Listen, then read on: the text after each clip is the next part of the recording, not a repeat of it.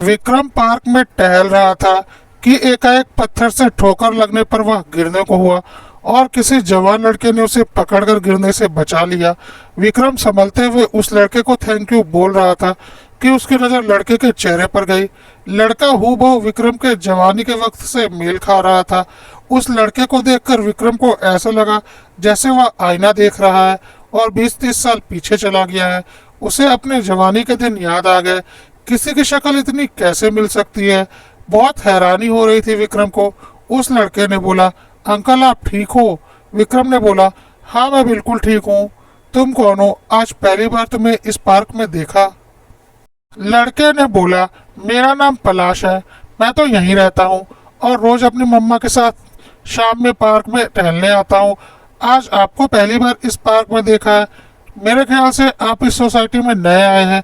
विक्रम ने बोला, हाँ बेटा सही बोल रहे हो, कुछ दिन पहले ही मैं यहाँ शिफ्ट हुआ हूँ और रोज पार्क में टहलता हूँ। अच्छा हुआ आज तुमने मुझे गिरने से बचा लिया। वैसे भी अभी कोई खास जान पहचान नहीं हुई है, चलो इसी बहाने किसी से जान पहचान तो हुई। पलाश ने बोला, क्यों नहीं, आइए मैं आपको अपनी मम्मा से मिलवाता हूँ। विक्रम का हाथ पकड़कर पलाश उसे अपनी माँ के पास ले गया। मम्मा यह विक्रम अंकल है। शिखा ने जैसे ही विक्रम को देखा वह विक्रम को देखते रह गई और उसने तुरंत ही विक्रम को पहचान लिया। विक्रम ने भी अपना चश्मा ठीक करते हुए शिखा की ओर देखा और उसे लगा कि इसे कहीं तो देखा है। थोड़ी देर के बाद विक्रम को भी समझ में आ गया कि यह शिखा है। विक्रम हैरान था इतने दिनों बाद शिखा को देखकर। तब तक पलाश ने बोला, मम्मी यह विक्रम अंकल है, नए नए आए हैं इस सोसाइटी में, पार्क में टहल रहे थे, गिरने वाले थे कि मैंने इन्हें संभाल लिया। इनकी अभी कोई खास जान पहचान नहीं है तो मैंने बोला चलिए मैं आपको अपनी मम्मा से मिलवा देता हूँ। ठीक किया ना मम्मा मैंने? विक्रम और शिखा ने जैसे ही एक दूसरे को देखा वह दोनों 20 साल पुरानी यादों में खो गए। कुछ देर के बाद दोनों अपने अपने घरों को चले गए और शिखा और विक्रम को आज से 20 साल पुरानी एक एक बात याद आ रही थी। पलाश इन सब से अनजान था। वह अपने कमरे में पढ़ाई कर रहा था, लेकिन शिखा की आंखों से नींद उड़ चुकी थी। शिखा को लग रहा था क्यों उसका अतीत लौटकर फिर उसके पास आया है, जिस अतीत को वह इतने दिनों से भूल चुकी थी। वह अतीत फिर आज उसके सामने था, बल्कि इसी सोसाइटी में जिसमें वह रहती थी। शिखा ने तय कर लिया था कि वह यह सोसाइटी छोड़कर चली जाएगी। शिखा की शादी विक्रम से हुई थी और शिखा विदा होकर विक्रम के घर आ गई। शिखा के ससुराल में एक शादीशुदा ननद, विक्रम और उसके माता पिता थे। कुल मिलाकर एक छोटा सुखी परिवार था। शिखा और विक्रम दोनों ही सॉफ्टवेयर इंजीनियर थे, पर शिखा ने दूसरे शहर में नौकरी करती थी, इसलिए उसने जॉब छोड़ दिया था और सोचा था इसी शहर में कोई नौकरी ढूंढ लेगी। शादी के अगले महीने ही शिखा को उल्टियां शुरू हो गई थी और जब उसने टेस्ट किया तो रिपोर्ट पॉजिटिव आए। शिखा प्रेग्नेंट थी। शिखा हैरान थी, इतनी जल्दी वह प्रेग्नेंट कैसे हो गई? अभी तो उसे जॉब करनी थी। उधर शिखा के ससुराल वाले और विक्रम भी कुछ अलग ही नजरों से शिखा को देख रहे थे। शिखा एक दिन ऐसे ही विक्रम से बोल रही थी कि अभी तो मुझे जॉब करनी थी और 1-2 साल बाद मुझे बच्चों के बारे में सोचना था, पर देखो इतनी जल्दी यह सब कुछ हो गया। चलो पहले इसे ही देख लेते हैं, अब जो आ गया उसे तो इस दुनिया में आना ही है। तो विक्रम ने बोला, ऐसा कोई जरूरी थोड़ी ना है, तुम चाहो तो इसे मत रखो। शिखा ने बोला, यह कैसी बातें कर रहे हो विक्रम, यह हमारा बच्चा है, हमारा पहला बच्चा, और तुम इसके लिए ऐसा कैसे बोल सकते हो? तब तक शिखा की सास भी उधर आ गई और बोली, ठीक ही तो बोल रहा है विक्रम, इतनी जल्दी क्या है, अभी तो तुम लोगों के घूमने के दिन है, बच्चे तो बाद में पूरी जिंदगी संभालने ही है। शिखा हैरान थी अपनी सास की बातें सुनकर। शिखा ने सोचा, और सास तो तुरंत ही बहू को दादी बनाने के लिए जोर डालने लगती है, और एक मेरी सास है जिन्हें कोई खुशी ही नहीं, जबकि वह दादी बनने वाली है, ऐसा कैसे हो सकता है? शिखा ने विक्रम और अपनी सास की बातों का कोई जवाब नहीं दिया और चुपचाप अपने कमरे में चली गई। उसे समझ में नहीं आ रहा था कि कोई खुश क्यों नहीं है। अगले दिन दबी जबान में विक्रम ने शिखा से बोला, देखो शिखा, अभी हमारी शादी को बस 1 महीना हुआ है और तुम प्रेग्नेंट हो। पता नहीं लोग क्या क्या बातें बनाएंगे कि शादी के ठीक 9 महीने बाद बच्चा आ गया। तुम समझ रही हो ना मैं क्या कहना चाह रहा हूँ? क्यों लोगों की फालतू बातों को सुनना? इससे अच्छा चुपचाप बिना किसी के जाने अबॉर्शन करवा लूं।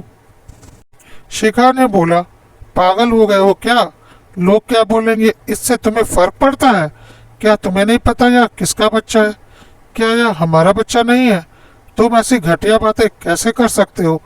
इतनी घटिया सोच तुम्हारी कैसे हो सकती है? लोगों की छोड़ो, अपनी बात करो। तुम्हारे दिमाग में क्या चल रहा है? विक्रम ने बोला, मेरे दिमाग में कुछ नहीं चल रहा, लेकिन मैं कुछ गलत भी नहीं बोल रहा हूँ। बाहरी लोग कुछ बोले और बातें बनाए, इससे अच्छा यह नहीं होगा कि हम किसी को कुछ जानने ही ना दें। कुछ दिनों बाद बच्चों की प्लानिंग कर ली जाएगी। हम लोगों के मुंह को तो नहीं बंद कर सकते। शिखा ने बोला, अच्छा, क्या लोगों को पता नहीं कि शादी के बाद क्या होता है और बच्चे कैसे होते हैं? और मुझे लोगों से क्या? तुम अपनी और अपने घर वालों की बात करो। तुम्हारे मन में क्या है? क्या तुम नहीं जानते यह किसका बच्चा है और हमारे बीच क्या हुआ है? विक्रम कुछ नहीं बोला, चुपचाप कमरे से बाहर चला गया। शिखा को आज विक्रम के ऊपर बहुत ही ज्यादा गुस्सा आ रहा था। विक्रम ऐसा कैसे सोच सकता है? हाँ, वह बहुत जल्दी प्रेग्नेंट हो गई, लेकिन यह असंभव तो नहीं था। पढ़ा लिखा होकर भी विक्रम के दिमाग में इतनी घटिया बातें कैसे आ सकती हैं? शिखा को बहुत ही ज्यादा गुस्सा आ रहा था। तब तक शिखा की सास कमरे में आई और बोली, विक्रम ने कुछ गलत नहीं कहा। जिस तरह से तुम तुरंत प्रेग्नेंट हो गई, किसी भी पति को शक होगा कि तुम शादी के पहले से प्रेग्नेंट हो। शिखा ने बोला, अच्छा, आपके बेटे को पता नहीं क्या? मैं अकेले प्रेग्नेंट हो गई हूँ? प्रेग्नेंट होने के लिए दो इंसानों की जरूरत पड़ती है। तो शिखा की सास ने बोला, हाँ, तो जरूरी है क्या कि वह दूसरा इंसान विक्रम ही होगा? शिखा बहुत तेज चिल्लाई, आपकी हिम्मत कैसे हुई मेरे ऊपर इतना घटिया इल्जाम लगाने की? तो शिखा की सास ने बोला, इल्जाम नहीं लगा रही हूँ, खुद सोच कर देखो। मैं क्या, कोई भी यह बात बोल देगा? तुम्हारी शादी को 1 महीना हुआ है, ससुराल में तुम्हें एक बार भी पीरियड नहीं हुआ, कैसे मान ले कि यह बच्चा हमारे खानदान का है? शिखा ने बोला, मम्मी जी, एक औरत होकर एक औरत के बारे में इतनी गंदी सोच? हाँ, बहुत जल्दी हो गया, पर यह असंभव तो नहीं है। यह बात आप भी बहुत अच्छे से जानती हैं, और आप मेरे ऊपर इतना गंदा इल्जाम लगा रही हैं। शिखा की सास ने बोला, देखो बेटा, मैं तुम्हारे ऊपर इल्जाम नहीं लगा रही हूँ, लेकिन जो हालात हैं, शक किसी को भी होगा, घर वालों को भी और बाहर वालों को भी। हम तुमको कुछ भी नहीं बोल रहे हैं, हम बस यह चाहते हैं कि इस बच्चे को ना रखा जाए। आगे तुम खुद समझदार हो, सोच लो तुम्हें क्या करना है। शिखा पर तो मानो वज्रपात हो गया। बाकियों की छोड़ो, विक्रम, उसका पति, वह भी उसके ऊपर विश्वास नहीं करता। यही होता है पति पत्नी का रिश्ता। हर रिश्ते में औरत को ही अग्नि परीक्षा देना जरूरी होता है। छी, कितनी गंदी मानसिकता है लोगों की। शिखा के सास ने शिखा के मायके वालों को फोन करके शिखा की माँ को सारी बातें बताई। शिखा की माँ ने भी शिखा को फोन करके वही बातें दोहराई जो शिखा की सास ने बोली थी। शिखा ने बोला, वाह माँ, तुम भी अपनी बेटी का साथ नहीं दे रही? शिखा की माँ ने बोला, नहीं बेटा, ऐसी बात नहीं। मुझे पता है मेरी बेटी गंगा की तरह पवित्र है, लेकिन इस समाज का हम क्या कर सकते हैं? यह हमेशा औरतों की ही अग्नि परीक्षा लेता आया है और लेता रहेगा। तेरा घर टूट जाए, इससे तो अच्छा यही होगा ना कि इस बच्चे को ना रखा जाए। बच्चे तो फिर और हो ही जाएंगे, पर जिसकी वजह से रिश्ता ही टूटने के कगार पे आ जाए, उस काम को करना ही क्यों? वह तो तेरे ससुराल वाले बहुत समझदार हैं कि तेरे ऊपर कोई इल्जाम नहीं लगा रहे। उनकी बात मान ले बेटा। इल्जाम नहीं लगा रहे? यह कैसी बातें कर रही हो माँ? यह इल्जाम लगाना नहीं तो और क्या है? मेरे चरित्र पर ही सवाल उठा दिया और तुम बोल रही हो इल्जाम नहीं लगा रहे? माँ, तुम यह सब सुन भी कैसे सकती हो? तुम्हें पलटकर मेरी सास को जवाब देना चाहिए था। शिखा की माँ ने बोला, बेटा, इन सब बातों का कोई फायदा नहीं। औरत को बहुत कुछ सहन करना पड़ता है, और तू भी एक औरत है। अपना घर तोड़ने से अच्छा है चुपचाप अपने ससुराल वालों की बात मान ले, इसी में तेरी भलाई है, कहकर शिखा की माँ ने फोन रख दिया। शिखा को समझ में नहीं आ रहा था कि उसने ऐसा कौन सा पाप कर दिया कि उसके ऊपर इतनी उंगलियां उठ रही हैं। यदि वह प्रेग्नेंट है तो क्या यह कोई पाप हो गया? क्या वह अकेले प्रेग्नेंट हो गई? इसमें विक्रम शामिल नहीं है? तो विक्रम के ऊपर कोई सवाल क्यों नहीं उठा रहा? क्या विक्रम की पवित्रता का कोई सबूत दे सकता है? तो फिर मेरी पवित्रता का सबूत क्यों मांगा जा रहा है? शिखा को बहुत ज्यादा गुस्सा आ रहा था। शिखा ने सोच लिया था कि चाहे कुछ भी हो, इस बच्चे को तो वह रखेगी और इन लोगों को उनकी बातों का जवाब तो देना ही है। अगले दिन शिखा की ननंद का फोन आया। उसकी ननंद ने भी वही सारी बातें दोहराई जो शिखा के ससुराल वाले और शिखा की माँ ने कही थी। शिखा को समझ में आ चुका था उसका कोई भी साथ देने वाला नहीं। वह सीधा विक्रम के पास गई और बोली, कान खोल कर सुन लो, मैं यह बच्चा रखूंगी चाहे कुछ भी हो जाए। तुम भी बहुत अच्छे से जानते हो यह तुम्हारा बच्चा है। पढ़े लिखा होकर भी तुम इतनी घटिया सोच रखते हो। सोच लो क्या करना है। मैं तो इस बच्चे का अबॉर्शन नहीं कराने वाली, जाकर अपने घर वालों को बता दूं। विक्रम ने बोला, देखो शिखा, कितना भी पढ़ा लिखा इंसान हो पर कहीं ना कहीं मैं भी इसी समाज से ताल्लुक़ रखता हूँ और जो हालात है मेरा शक करना भी जायज़ है। एक काम करो, तुम यदि अबॉर्शन नहीं कराना चाहती तो डीएनए टेस्ट करवा लो, सारी टेंशन ही खत्म हो जाएगी। शिखा ने बोला, अच्छा मतलब समाज की बातें करके खुद के मन के शक को दूर करना चाहते हो। मैं डीएनए टेस्ट करवाऊं, अपनी पवित्रता का सबूत दूं, जबकि मुझे पता है मैं पवित्र हूँ। बिल्कुल नहीं। तुम होते कौन हो मुझसे मेरी पवित्रता का सबूत मांगने वाले? क्या तुम मुझे अपनी पवित्रता का सबूत दे सकते हो? क्या तुम साबित कर सकते हो कि मुझसे पहले तुम्हारे किसी और औरत के साथ कोई शारीरिक संबंध नहीं थे? नहीं ना, क्योंकि तुम एक मर्द हो। ना तुम साबित कर सकते हो ना ही तुमसे कोई सबूत मांगा जाएगा, क्योंकि सारी अग्नि परीक्षाएं तो औरतों के लिए ही बनाई गई हैं और इसमें औरत भी भरपूर सहयोग करती है, जैसे कि तुम्हारी माँ बहन और यहाँ तक कि मेरी माँ भी। तो मैं दूसरों को क्या बोलूँ, लेकिन कान खोल कर सुन लो, मैं मेरी पवित्रता के लिए कोई अग्नि परीक्षा देने वाली नहीं। यह कहकर शिखा अपने कमरे में चली गई। शिखा को समझ में आ चुका था कि अब उसकी जिंदगी नरक से भी ज्यादा बदतर होने वाली है, लेकिन डीएनए टेस्ट करवाना या अबॉर्शन करवाना अपने चरित्र पर उंगली उठाने वालों का साथ देना होता और शिखा यह बिल्कुल करने को तैयार नहीं थी, चाहे कुछ भी हो जाए। शिखा को बहुत अच्छे से पता था कि उसके मायके वाले भी उसका साथ नहीं देंगे। उसे अपनी लड़ाई खुद लड़नी थी। शिखा ने online work from home job search करनी शुरू की, क्योंकि वह एक सॉफ्टवेयर इंजीनियर थी। जल्दी शिखा को वर्क फ्रॉम होम की एक अच्छी जॉब भी मिल गई। कुछ दिनों के बाद विक्रम ने शिखा से बोला, शिखा, हमने तुम्हें बहुत मनाने की कोशिश की पर तुम मानने को तैयार नहीं। अब अगर तुम अबॉर्शन या डीएनए टेस्ट नहीं करवाना चाहती तो यह रिश्ता नहीं चलने वाला। मुझे मजबूरन तुमसे तलाक लेना पड़ेगा। शिखा ने बोला, मुझे पता है विक्रम, और मैं इसी बात का इंतजार कर रही थी कि कब तुम मुझसे तलाक की बात करोगे। मुझे कोई दिक्कत नहीं, लेकिन डीएनए टेस्ट करवाना या अबॉर्शन करवाना कहीं ना कहीं तुम लोगों की गंदी सोच को बढ़ावा देना होगा और वह मैं कभी नहीं करूँगी। मैंने अपनी जॉब शुरू कर दी है और अब मैं यह घर छोड़कर जा रही हूँ। तुम तलाक के कागज मुझे मेल कर देना या फिर मेल पर मिलने की जगह तय कर लेना, मैं आ जाऊंगी। जितनी जल्दी हो सके मैं तुम्हें तलाक दे दूंगी। तुम कागज तैयार करवाओ। मैं तुम्हारी जिंदगी में दोबारा कभी नहीं आऊंगी, क्योंकि मैं ऐसे आदमी के साथ जिंदगी गुजारना भी नहीं चाहती जो अपनी पत्नी पर विश्वास ही ना कर सके। और मुझे बहुत अच्छे से पता है मेरे मायके वाले भी मेरा साथ बिल्कुल नहीं देंगे, लेकिन भगवान की दया से मैं पढ़ी लिखी हूँ और अपना ख्याल खुद रख सकती हूँ। मुझे किसी के साथ की ज़रूरत नहीं। मैं जा रही हूँ। जब तलाक के लिए मेरी ज़रूरत पड़े मुझे मेल कर देना, मैं आ जाऊंगी, क्योंकि फ़ोन से मैं तुम्हारा नंबर ब्लॉक कर रही हूँ। 20 साल पुरानी यादों को याद करते हुए विक्रम की आंखों में आज आंसू आ रहे थे। कितनी बेदर्दी से उसने शिखा को अपनी ज़िंदगी से निकाल फेंका था, वह भी उस गलती के लिए जो उसने कभी की ही नहीं थी। कितना खुदगर्ज इंसान था वह, लेकिन ईश्वर ने उसे उसके किए की सजा दे दी थी। अपनी संतान होते हुए भी आज वह एकाकी जीवन जीने को मजबूर था और उसका कहने के लिए दुनिया में कोई भी नहीं था। और अपना बेटा आंखों के सामने होते हुए भी अपने बेटों को अपना नहीं कह सकता था। पलाश को देखकर उसे अपने जवानी के दिन याद आ गए थे। जब पलाश की माँ को देखा तो वह समझ गया पलाश उसी का बेटा है। अगले दिन विक्रम शिखा से मिलने की उम्मीद में दोबारा पार्क में गया। शिखा भी यह सोसाइटी छोड़कर जाने से पहले एक बार विक्रम से मिलना चाहती थी। आखिर इतने दिनों बाद विक्रम से मिलना हुआ था, उसे उसके सवालों का मुंहतोड़ जवाब भी तो देना था। पार्क में शिखा को देखकर विक्रम उसके पास गया। पलाश भी वहीं था। वह बोला, अंकल आप आ गए टहल कर? चलिए अब आप मम्मा से थोड़ी देर बातें कीजिए, मैं थोड़े राउंड मार आता हूँ। कहकर पलाश पार्क में राउंड मारने चला गया। शिखा ने बहुत तीखी नज़रों से विक्रम को देखा। विक्रम की नजरें झुकी हुई थी। शिखा ने बोला, इस सोसाइटी में क्या कर रहे हो? क्यों, तुम्हारा घर क्या हुआ?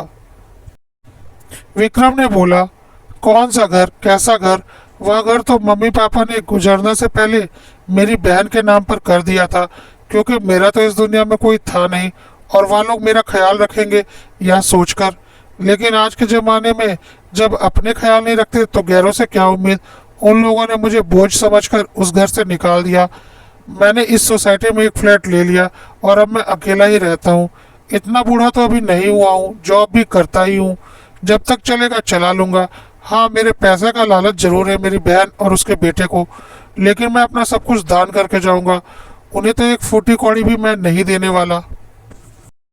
क्यों, तुमने किसी चरित्रवान लड़की से शादी करके अपने चरित्रवान खानदान को आगे नहीं बढ़ाया? शिखा ने व्यंग किया। विक्रम ने बोला, जितना व्यंग करना है कर लो, मैं इसी लायक हूँ और ईश्वर ने मुझे मेरे किए की सजा भी दे दी। तुम्हारे जाने के बाद शादी तो मैंने की थी, लेकिन कहते हैं ना, भगवान तुम्हें तुम्हें तुम्हारे किए की सजा जरूर देता है, और मुझे भी मेरे पापों की सजा मिली। मैं और मेरी दूसरी पत्नी कार से कहीं जा रहे थे और हमारा एक बहुत बड़ा एक्सीडेंट हो गया, जिसमें मेरे कमर के नीचे का हिस्सा बुरी तरह से क्षतिग्रस्त हो गया। काफी महीने मेरा इलाज चला, मैं ठीक तो हो गया, लेकिन मैं जिंदगी में कभी पिता नहीं बन सकता था और मेरा पुरुषत्व भी खत्म हो चुका था। मेरी दूसरी पत्नी ने जब यह सुना तो उसने बोला, मैं तुम्हारे साथ अपनी जिंदगी खराब नहीं कर सकती। अब तुम किसी लायक नहीं हो, ना ही मुझे माँ बनने का सुख दे सकते हो। तुम खुद समझदार हो, मैं मेरी जिंदगी कैसे काटूंगी? अभी मेरी उम्र ही क्या है? जरा मेरे बारे में सोच कर देखो।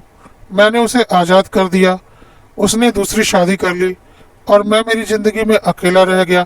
मेरी माँ बहुत रोई कि हमारा तो एक ही बेटा था और वह कभी पिता नहीं बन सकता, हमारा तो खानदान ही खत्म हो जाएगा।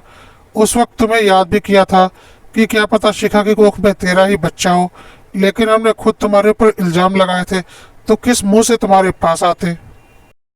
शिखा ने फिर व्यंग किया। अब पलाश को देखकर समझ में आ ही गया होगा कि पलाश किसकी औलाद है, या फिर अभी भी किसी डीएनए की जरूरत है। विक्रम ने बोला, जितने ताने मारने हैं मार लो, मैं इसी लायक हूँ, मेरे कर्म ही ऐसे हैं। हाँ, लेकिन पलाश को देखकर दिल में एक अजीब सी खुशी हो रही है कि मेरी भी कोई संतान है, मैं भी पिता हूँ। शिखा ने बहुत तीखी नजरों से विक्रम की ओर देखा और बोला, खबरदार जो खुद को पलाश का पिता बोला, तुम यह हक बहुत पहले खो चुके हो। पलाश सिर्फ और सिर्फ मेरी औलाद है और उस पर सिर्फ और सिर्फ मेरा हक है, समझे? भूलना मत। विक्रम ने बोला, गुस्सा मत करो, मैं तो यूं ही भावनाओं में बहकर बोल दिया था।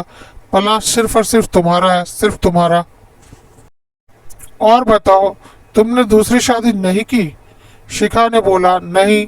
एक पुरुष से जीवन में इतनी सीख मिल गई कि दोबारा कभी शादी करने की हिम्मत ही नहीं पड़ी। पुरुष समाज से मेरा विश्वास ही उठ गया था, लेकिन मैंने मेरे पलाश को इतने अच्छे संस्कार दिए हैं कि जो भी लड़की पलाश की जिंदगी में आएगी वह हमेशा सुखी रहेगी। इस बात की गारंटी तो मैं लेती हूँ। पलाश को उसके पिता जैसा मैंने बिल्कुल नहीं बनने दिया और औरतों की इज्जत करनी सिखाई है। विक्रम चुपचाप शिखा की ओर देख रहा था। तभी पलाश जॉगिंग करके आ गया और बोला, आप लोगों की बात हो गई? शिखा ने बोला, हाँ बेटा, हमारी बात हो गई। और अब चल, हमें सामान पैक करना है। विक्रम अंकल को गुड बाय कह दे, क्योंकि हम यह सोसाइटी छोड़कर जा रहे हैं। पलाश ने बोला, अचानक यह सोसाइटी छोड़कर जा रहे हैं? हम तो कितने सालों से यहाँ रह रहे हैं। शिखा ने बोला, हाँ बेटा, पर मैंने बहुत दिन पहले एक दूसरी सोसाइटी में फ्लैट बुक करवाया था, जो अब फाइनल हो गया है। वह सोसाइटी इस सोसाइटी से बहुत ज़्यादा अच्छी है और वहाँ आसपास के एरिया में जॉब अपॉर्चुनिटी भी बहुत अच्छी है, तो हम वहाँ कल ही शिफ्ट हो रहे हैं। तो जल्दी चल, बहुत काम है। पलाश ने बोला, ओके विक्रम अंकल, मैं चलता हूँ। बहुत अच्छा लगा आपसे मिलकर, लेकिन आप इस सोसाइटी में आए तो हमारा जाना हो गया। विक्रम ने बोला, हाँ पलाश बेटा, शायद हमारा इतना ही मिलना लिखा था, इसीलिए तो मैं इस सोसाइटी में आया और तुम लोग यह सोसाइटी छोड़कर जा रहे हो। चलो कोई बात नहीं, तुम लोगों से मिलकर बहुत अच्छा लगा। तभी पलाश का कोई फ़ोन आ गया और वह फ़ोन पर बातें करने लगा और विक्रम ने शिखा से बोला, वैसे तो मुझे कोई हक नहीं, फिर भी यह मेरा कार्ड है जिसमें मेरा फ़ोन नंबर लिखा हुआ है। विक्रम से बोलना बीच बीच में मुझसे बातें कर लिया करे, क्योंकि मैं चाहता हूँ मेरी चिता को वही अग्नि दे, यदि तुम चाहो तो। मेरा तो कोई हक नहीं बनता, फिर भी एक बार सोच लेना, यदि तुम्हें सही लगे तो, कहकर विक्रम वहां से चला गया।